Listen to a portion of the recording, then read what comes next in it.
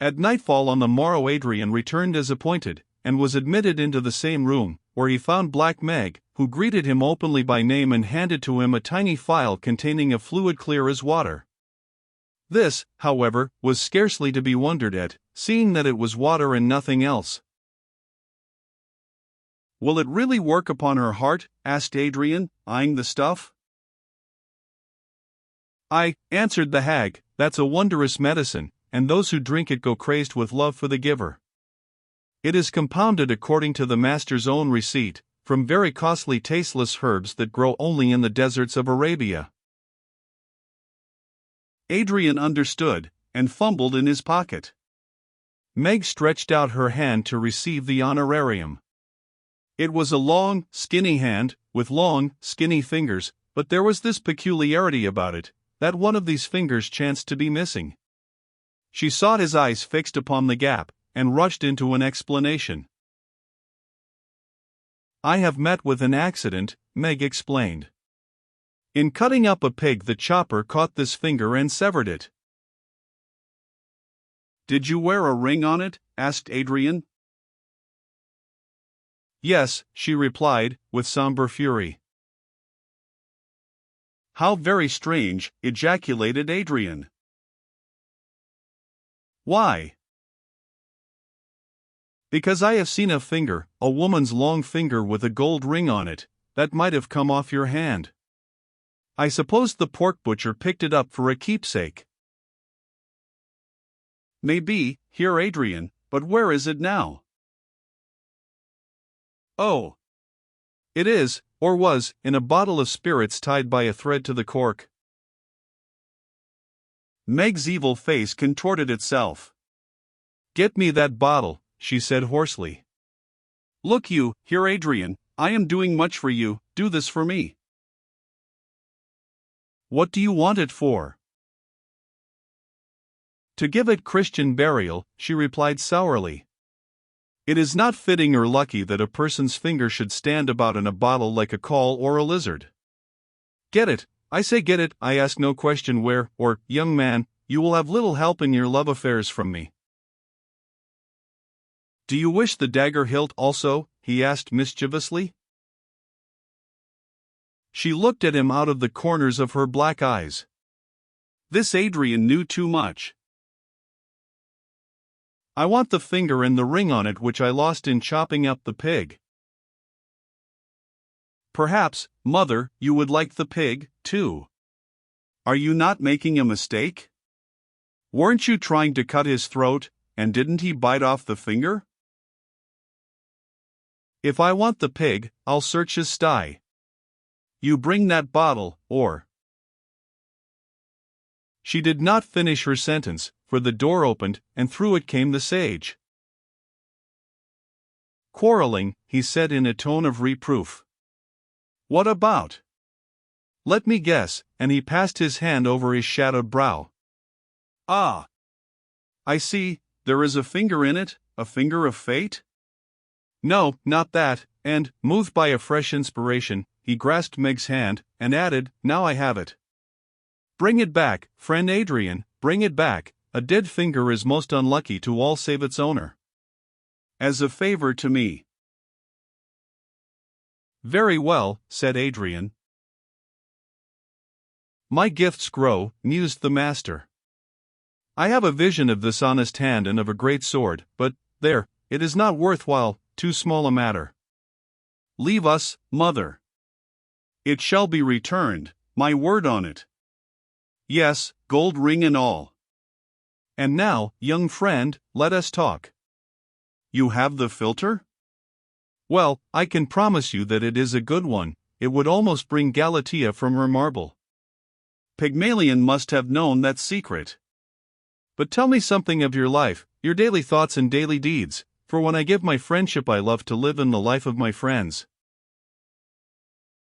Thus encouraged, Adrian told him a great deal, so much, indeed, that the Señor Ramiro, nodding in the shadow of his hood, began to wonder whether the spy behind the cupboard door, expert as he was, could possibly make his pen keep pace with these outpourings. Oh! It was a dreary task, But he kept to it, and by putting in a sentence here and there artfully turned the conversation to matters of faith.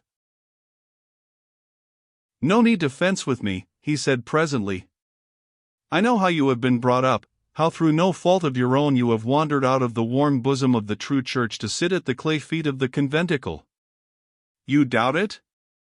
Well, let me look again, let me look. Yes, only last week you were seated in a whitewashed room overhanging the marketplace.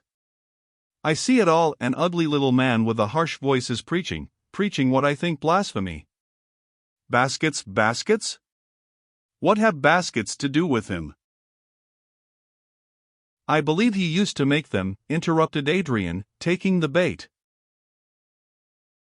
"That may be it, or perhaps he will be buried in one. At any rate he is strangely mixed up with baskets." "Well, there are others with you, a middle-aged, heavy-faced man. Is he not Dirk van Gorel, your stepfather?" "And wait, a young fellow with rather a pleasant face, also a relation." "I see his name, but I can't spell it. Foi, faith in the French tongue, odd name for a heretic." Foi, interrupted Adrian again. "Indeed. Strange that I should have mistaken the last letter, but in the spirit sight and hearing these things chance, then there is a great man with a red beard." "No, master, you're wrong," said Adrian with emphasis. "Martin was not there, he stopped behind to watch the house." "Are you sure?" asked the seer doubtfully. "I look and I seem to see him," and he stared blankly at the wall. "So you might see him often enough, but not at last week's meeting." It is needless to follow the conversation further. The seer, by aid of a ball of crystal that he produced from the folds of his cloak, described his spirit visions, and the pupil corrected them from his intimate knowledge of the facts, until the Señor Ramiro and his confederates in the cupboard had enough evidence, as evidence was understood in those days, to burn Dirk, Foy, and Martin 3 times over, and, if it should suit him, Adrian also. Then for that night they parted.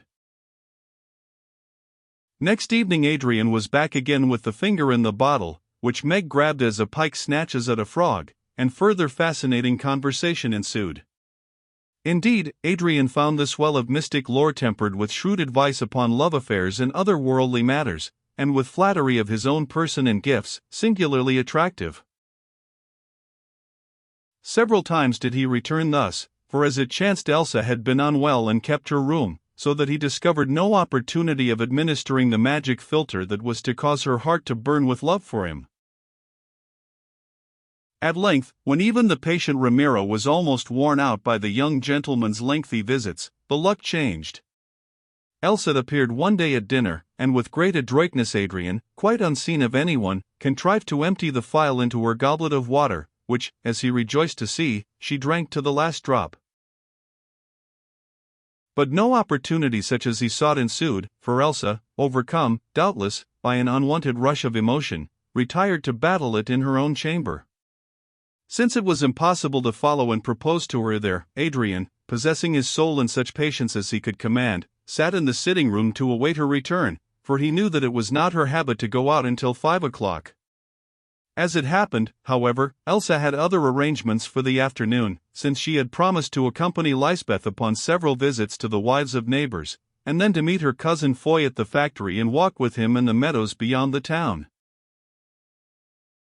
So while Adrian, lost in dreams, waited in the sitting room, Elsa and Lysbeth left the house by the side door. They had paid 3 of their visits when their path chanced to lead them past the old town prison, which was called the Evangenois. This place formed one of the gateways of the city, for it was built in the walls and opened onto the moat, water surrounding it on all sides. In front of its massive door, that was guarded by 2 soldiers, a small crowd had gathered on the drawbridge and in the street beyond, apparently in expectation of somebody or something. Lysbeth looked at the 3-storied frowning building and shuddered, for it was here that heretics were put upon their trial, and here, too, many of them were done to death after the dreadful fashion of the day.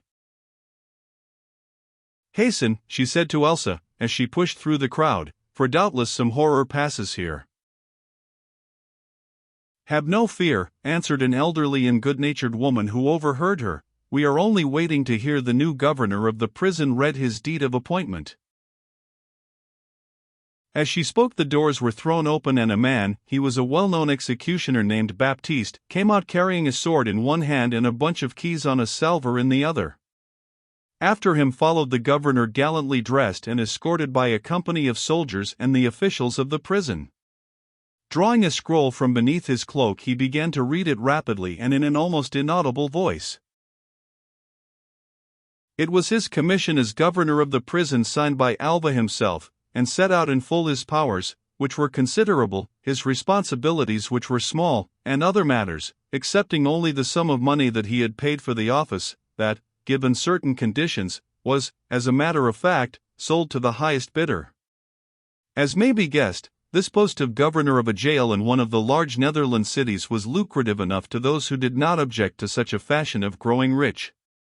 So lucrative was it, indeed, that the salary supposed to attach to the office was never paid, at least its occupant was expected to help himself to it out of heretical pockets.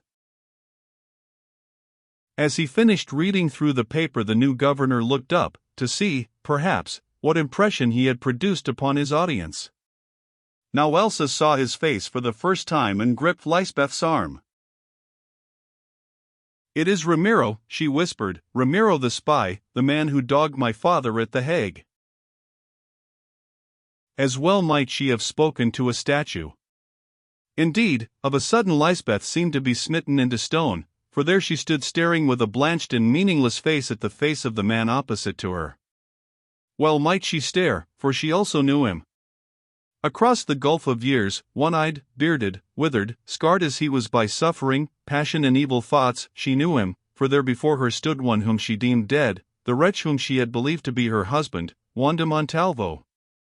Some magnetism drew his gaze to her. Out of all the faces of that crowd it was hers that leapt to his eye. He trembled and grew white, he turned away, and swiftly was gone back into the hell of the Gevangenuous. Like a demon he had come out of it to survey the human world beyond, and search for victims there. Like a demon he went back into his own place. So at least it seemed to Lysbeth. "Come, come," she muttered and, drawing the girl with her, passed out of the crowd. Elsa began to talk in a strained voice that from time to time broke into a sob. "That is the man," she said.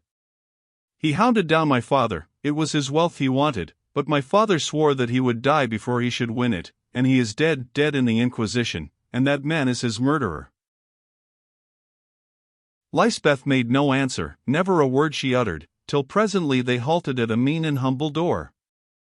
Then she spoke for the first time in cold and constrained accents. "I am going in here to visit the Vrouw Jansen. You have heard of her, the wife of him whom they burned.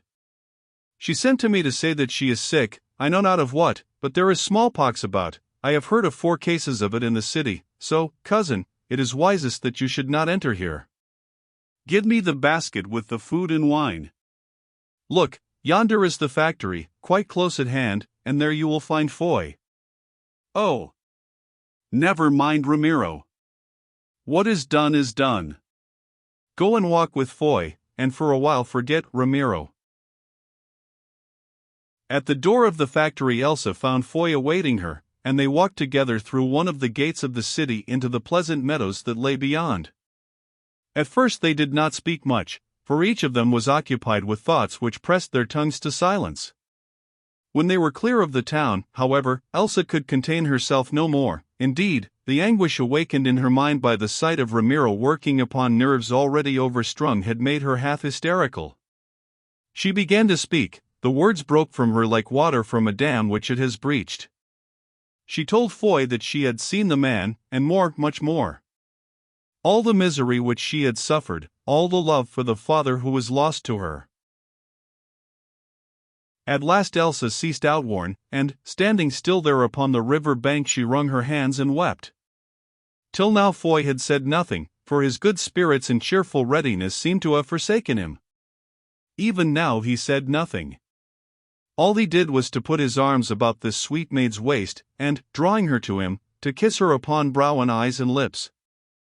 She did not resist. It never seemed to occur to her to show resentment. Indeed, she let her head sink upon his shoulder like the head of a little child, and there sobbed herself to silence. At last she lifted her face and asked very simply, "What do you want with me, Foy van Goorl?" "What?" he repeated. "Why, I want to be your husband." "Is this a time for marrying and giving in marriage?" she asked again, but almost as though she were speaking to herself. "I don't know that it is," he replied, "but it seems the only thing to do, and in such days two are better than one." She drew away and looked at him, shaking her head sadly. "My father," she began. "Yes," he interrupted, brightening, "thank you for mentioning him, that reminds me.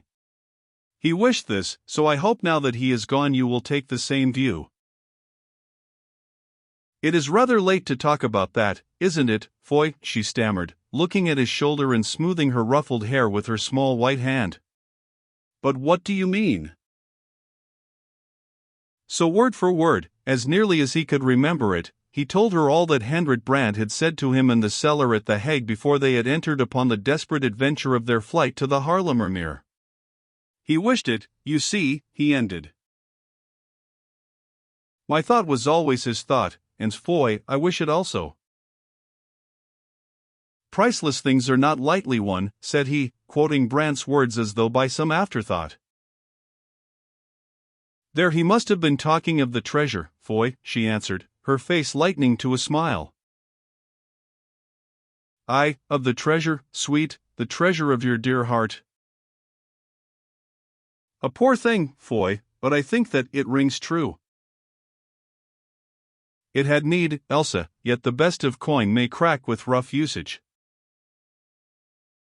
"Mine will wear till death, Foy." "I ask no more, Elsa. When I am dead, spend it elsewhere, I shall find it again above where there is no marrying or giving in marriage.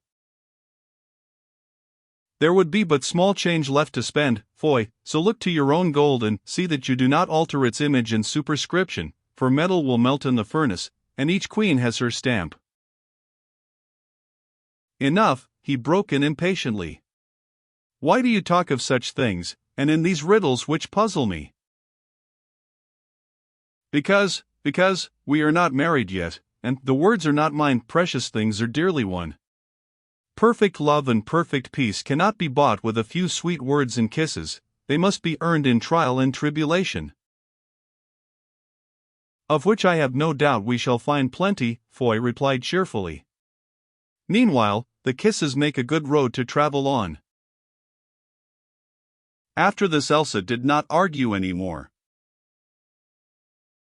At length they turned and walked homeward through the quiet evening twilight, hand clasped in hand, and were happy in their way. It was not a very demonstrative way, for the Dutch have never been excitable, or at least they do not show their excitement. Moreover, the conditions of this betrothal were peculiar. It was as though their hands had been joined from a deathbed, the deathbed of Hendrik Brand, the martyr of the Hague, whose new shed blood cried out to heaven for vengeance. This sense pressing on both of them did not tend towards rapturous outbursts of youthful passion, and even if they could have shaken it off and let their young blood have reign, there remained another sense, that of dangers ahead of them. Two are better than one, Foy had said, and for her own reasons she had not wished to argue the point. Still Elsa felt that to it there was another side. If two could comfort each other, could help each other, could love each other, could they not also suffer for each other? In short, by doubling their lives, did they not also double their anxieties, or if children should come, treble and quadruple them? This is true of all marriage, but how much more was it true in such days and in such a case as that of Foy and Elsa, both of them heretics, both of them rich, and, therefore, both liable at a moment's notice to be haled to the torment and the stake? Knowing these things, and having but just seen the hated face of Ramiro, it is not wonderful that although she rejoiced as any woman must that the man to whom her soul turned had declared himself her lover, Elsa could only drink of this joyful cup with a chastened and a fearful spirit. Nor is it wonderful that even in the hour of his triumph Foy's buoyant and hopeful nature was chilled by the shadow of her fears and the forebodings of his own heart. When Lysbeth parted from Elsa that afternoon, she went straight to the chamber of the Vrouw Jansen. It was a poor place, for after the execution of her husband his wretched widow had been robbed of all her property and now existed upon the charity of her coreligionists. Lysbeth found her in bed, an old woman nursing her, who said that she thought the patient was suffering from a fever. Lysbeth leant over the bed and kissed the sick woman, but started back when she saw that the glands of her neck were swollen into great lumps, while the face was flushed and the eyes so bloodshot as to be almost red. Still she knew her visitor, for she whispered, "What is the matter with me, Vrouw van Goorl? Is it the smallpox coming on? Tell me, friend." The doctor would not speak. "I fear that it is worse, it is the plague," said Lysbeth, startled into candor. The poor girl laughed hoarsely. "Oh! I hoped it," she said. I am glad, for now I shall die and go to join him.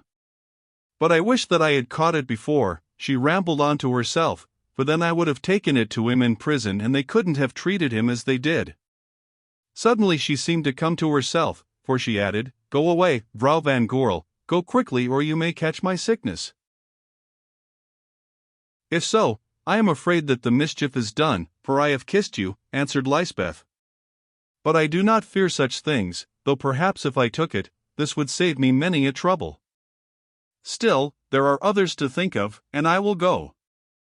So, having knelt down to pray a while by the patient, and given the old nurse the basket of soup and food, Lysbeth went. Next morning she heard that the Vrouw Jansen was dead, the pest that struck her being of the most fatal sort. Lysbeth knew that she had run great risk, for there is no disease more infectious than the plague. She determined, therefore, that so soon as she reached home she would burn her dress and other articles of clothing and purify herself with the fumes of herbs. Then she dismissed the matter from her mind, which was already filled with another thought, a dominant, soul-possessing thought. Oh God, Montalvo had returned to Leyden. Out of the blackness of the past, out of the gloom of the galleys, had arisen this evil genius of her life, yes, and, by a strange fatality, of the life of Elsa Brandt also, since it was he, she swore, who had dragged down her father. Lysbeth was a brave woman, one who had passed through many dangers, but her whole heart turned sick with terror at the sight of this man, and sick it must remain till she, or he, were dead. She could well guess what he had come to seek. It was that cursed treasure of Hendrik Brandt's which had drawn him. She knew from Elsa that for a year at least the man Ramiro had been plotting to steal this money at The Hague. He had failed there, failed with overwhelming and shameful loss through the bravery and resource of her son Foy and their henchman, Red Martin. Now he had discovered their identity, he was aware that they held the secret of the hiding place of that accursed hoard, they and no others, and he had established himself in Leyden to wring it out of them. It was clear, clear as the setting orb of the red sun before her. She knew the man, had she not lived with him, and there could be no doubt about it, and he was the new governor of the Javangenois. Doubtless he has purchased that post for his own dark purposes and to be near them.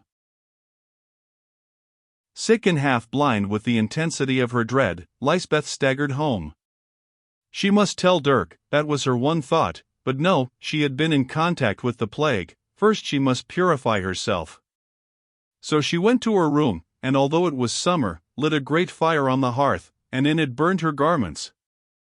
Then she bathed and fumigated her hair and body over a brazier of strong herbs, such as in those days of frequent and virulent sickness housewives kept at hand, after which she dressed herself afresh and went to seek her husband.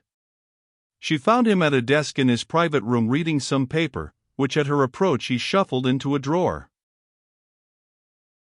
"What is that, Dirk?" she asked with sudden suspicion. He pretended not to hear, and she repeated the query. "Well, wife, if you wish to know," he answered in his blunt fashion, "it is my will." "Why are you reading your will?" she asked again, beginning to tremble, for her nerves were afire, and this simple accident struck her as something awful and ominous.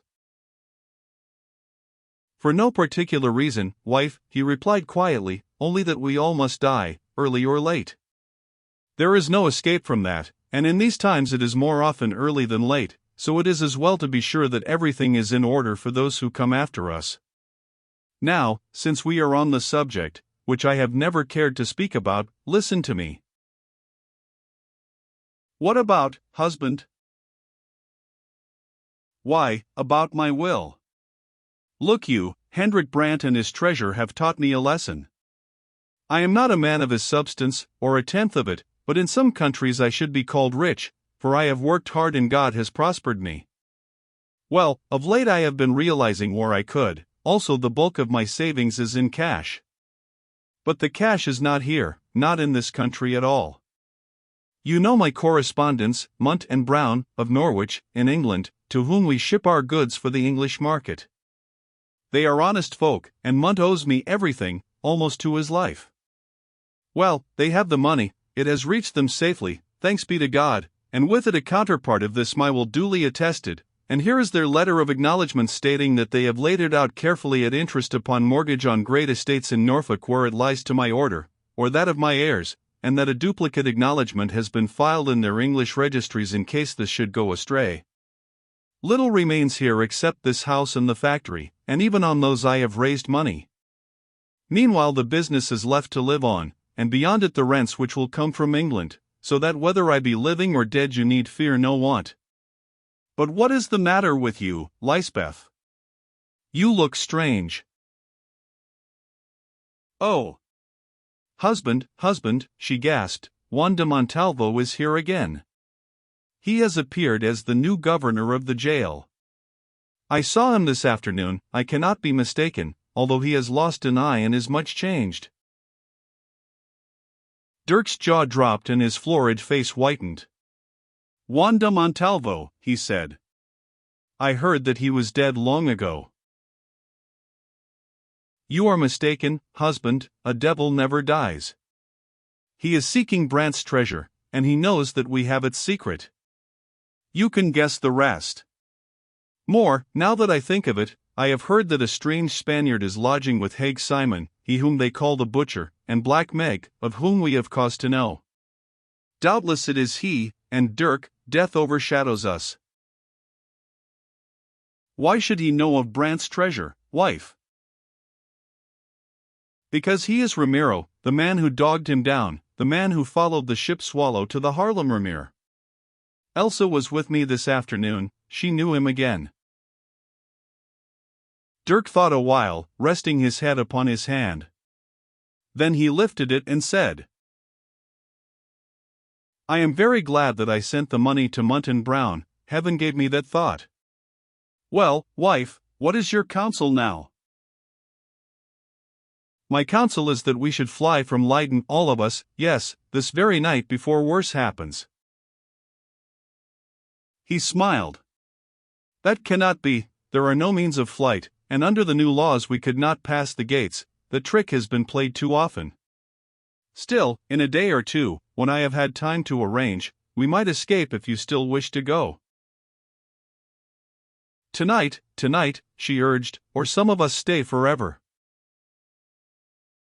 I tell you, wife, it is not possible. Am I a rat that I should be bolted from my hole thus by this ferret of a Montalvo? I am a man of peace and no longer young, but let him beware lest I stop here long enough to pass a sword through him.